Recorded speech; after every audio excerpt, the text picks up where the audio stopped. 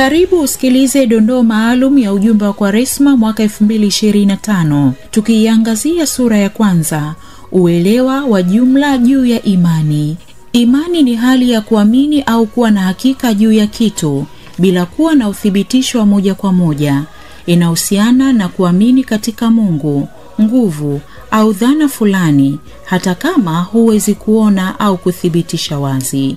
Kadiri ya maandiko matakatifu, hususani waraka kwa Waebrania, imani ni kuwa na hakika ya mambo yatarajiwayo, ni bayana ya mambo yasiyoonekana. Katekisimu ya Kanisa Katoliki inaeleza imani kuwa ni mwambatano wa nafsi ya mtu kwa Mungu.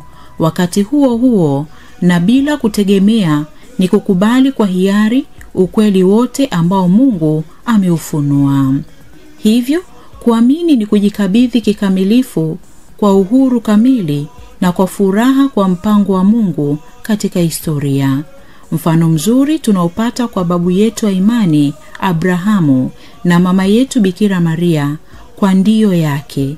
Tukitaja kwa uchache tu, kwa msingi huo, imani ni mwitikio ambao kwao akili na mioyo yetu inasema ndio kwa Mungu Baba na kwa kukiri kuwa Yesu Kristo ni Bwana.